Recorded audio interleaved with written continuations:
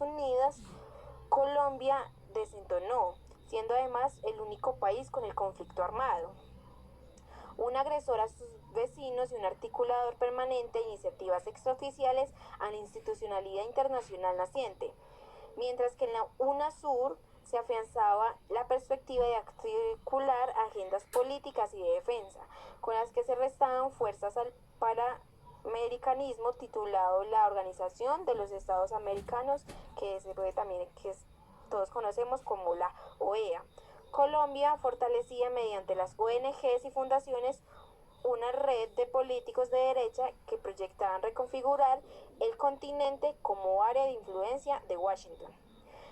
En mayo de 2018, Juan Manuel Santos comunicó públicamente la aprobación por parte de la Organización del Tratado Atlántico Norte, OTAN, de la incorporación de Colombia como socio global, categoría que comparte con otros estados como Afganistán, Irak, Corea del Sur y Nueva Zelanda. Siendo el único estado de la región con dicho estatus, la actitud de Colombia contradice las declaraciones de la UNISUR, la CELAC, y que comprometen a los estados miembros a mantener la relación y las regiones como zona de paz y de libre de armas nucleares. La incorporación fue mostrada como un logro tras sucesivos intercambios iniciados en 2013, cuando entonces el ministro de Defensa, Juan Carlos Pinzón, presentó la solicitud. Entre ellos se destacan la participación de la Armada colombiana en ejercicios combinados contra la piratería en el Océano Índico.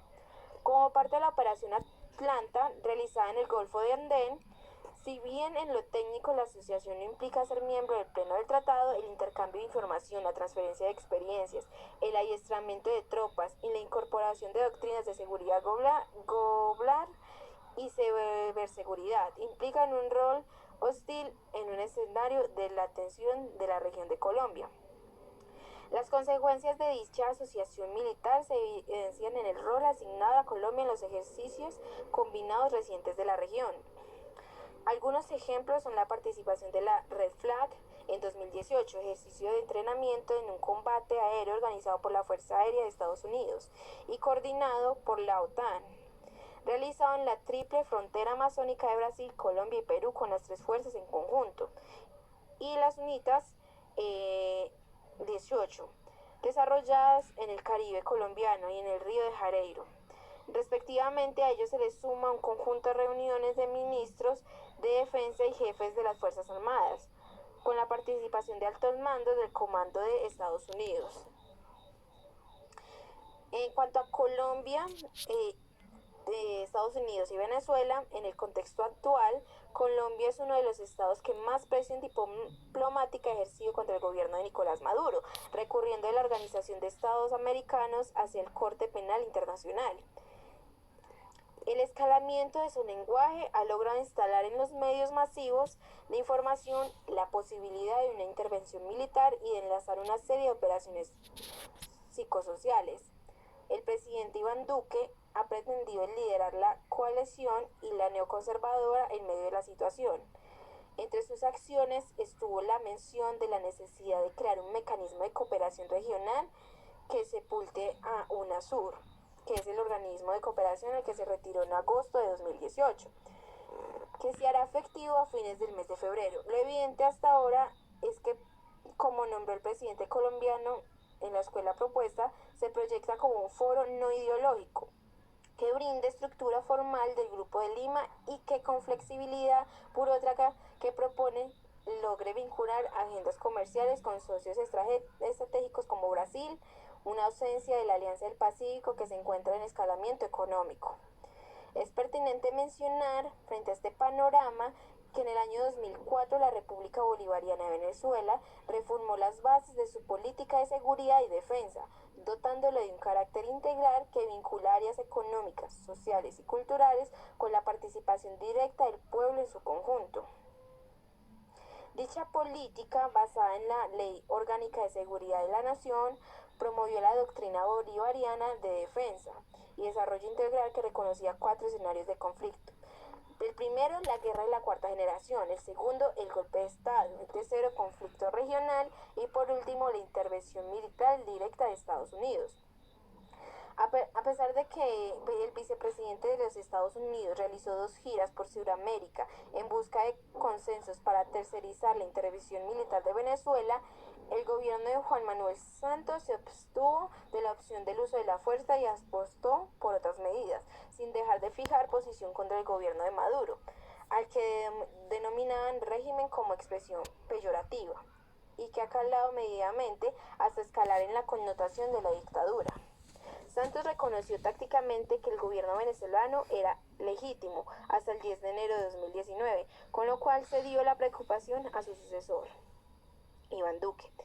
Si bien la hipótesis de intervención militar por una fuerza extranjera hace años ocupa diversos análisis y estrategias, está contenida en el planteamiento de la Fuerza Armada Nacional Bolivariana. Las condiciones estuvieron limitadas por el entorno amistoso entre sus fronteras, salvo Colombia, que sin embargo no contaba con un margen de maniobra para escalar y encarar el conflicto interestatal por el conflicto social y armado que mantenía afligido. A pesar del apoyo que recibe Colombia por parte de Estados Unidos, la nación que hoy gobierna Iván Duque ha acumulado una experiencia para que se señale en la guerra contrainsurgente.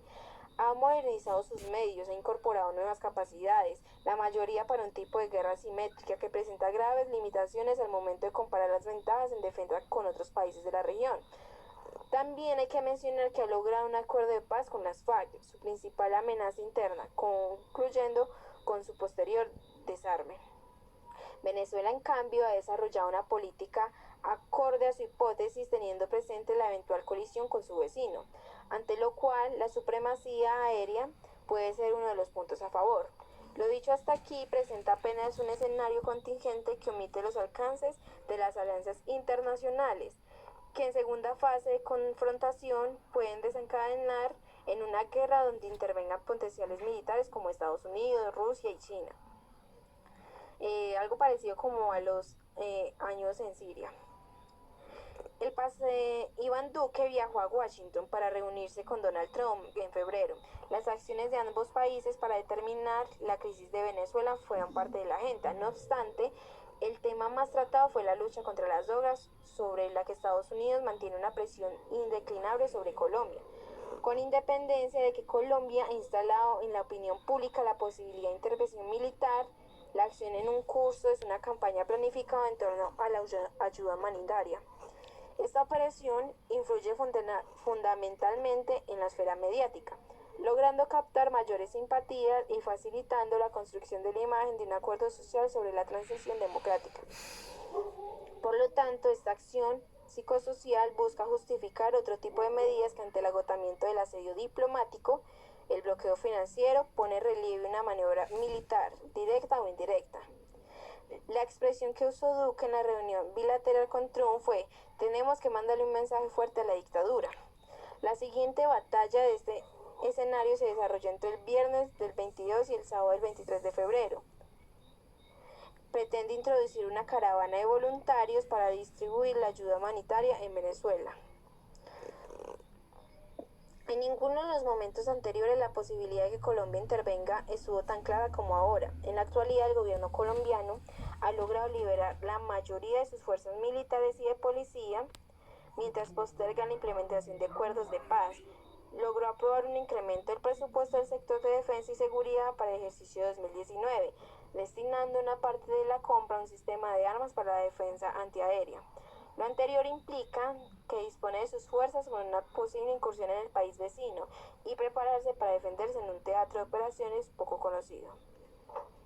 En cuanto al poder geopolítico de Colombia, a lo largo de la historia de Colombia y de los hechos que han marcado la historia de la misma, se ha dejado de la importancia de la posición geográfica, es decir, una carencia de poder geopolítico que ha estado presente en el país.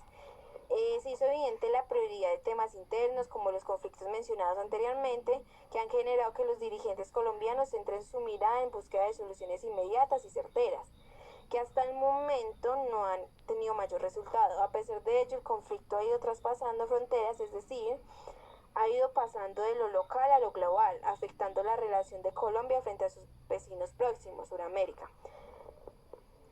La posición geográfica del país no ha sido fructífera en los dirigentes militares, diferentes a los guerrilleros y narcotraficantes que han logrado una noción más efectiva y eficaz de la geopolítica colombiana. Eso se hace indiscutible debido a que Colombia ha sido puente fundamental para el tráfico de drogas, armas, electrodomésticos, etc.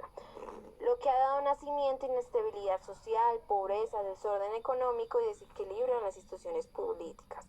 Por otro lado, en este país se presenta una no integración interna, lo que ha generado que el centro de poder, Bogotá, haya perdido el control del resto del territorio. Traducido en la pérdida del territorio como Panamá, la disputa del Golfo de Venezuela y el desinterés por la Amazonía, sin contar con la espalda de que hemos dado el Océano Pacífico y el Mar Caribe. Colombia ha venido sufriendo en todas las épocas de su historia una disminución progresiva de su espacio vital, a la vez que un crecimiento significativo de las personas y de su población, lo que ha aumentado las necesidades de consumos en formas desproporcionadas y abriendo incógnitas sobre su destino. Cumpliendo el bicentenario de la independencia, el país no se ha dimensionado la importancia geopolítica, se ha dejado de lado, se ha descuidado y se ha olvidado. Se busca lograr una conciencia geográfica. No ha prevalecido la idea de ser el puente económico, financiero, tecnológico, de transporte, etcétera, de la región y del mundo. Se necesita dejar la visión local que se ha apoderado a lo largo de la historia y tener una visión de empoderamiento y desarrollo. Finalmente, Colombia se encuentra ante una disputa del poder geopolítico con la guerrilla por varios años, lo que ha costado un impedimento para la consolidación de una soberanía estable e indelegible. El objetivo principal del Estado debe recaer sobre la seguridad y dominio espacial para transformar aquello que hoy se le está saliendo de las manos, el poder exclusivo dentro del territorio. La disputa de poder con la guerrilla nace con la naturaleza misma del Estado, es decir, al tener una geografía en vez de intentar integrar al Estado en su totalidad. Ha generado una no integración, por ello esos lugares donde no llega el dominio del Estado se ha consolidado el poder de la guerrilla, dejando de ser el Estado garante y poder exclusivo dentro del país y dando un paso al conflicto y disputas entre el poder del Estado y la guerrilla. La solución no se encuentra desaparecer la guerrilla, la solución se centra en que el Estado haga presencia en todas las zonas territoriales, por más precarias que puedan ser estas. En cuanto, ya por último, y para finalizar, el último tema son los recursos naturales y las zonas estratégicas. Colombia está ubicado en el noroeste de Sudamérica, en la parte central de América con el territorio de los dos hemisferios. En occidente cuenta con la costa pacífica, al norte con la costa atlántica. Posición que es de suma importancia en términos geopolíticos. Tiene 5 regiones de gran variedad de pisos térmicos que le permiten producir recursos minerales como carbón, oro, plata, que tiene un alto valor en el mercado internacional. Tiene zonas como el Urabá antioqueño que produce una gran cantidad de recursos. Además tiene regiones como la Amazonía y la Pacífica que son grandes fuentes de recursos que tienen el valor geopolítico relevante, la Amazonía como fábrica de oxígeno del mundo y la región Pacífica como puerta de Colombia hacia Asia y Oceanía. Toma gran importancia en su actualidad, aunque esas zonas que no cuentan con vías primarias ni secundarias, lo que dificulta el transporte de los recursos hasta los puertos, ya que el único puerto que hay está ubicado en el Pacífico, que es el de Buenaventura.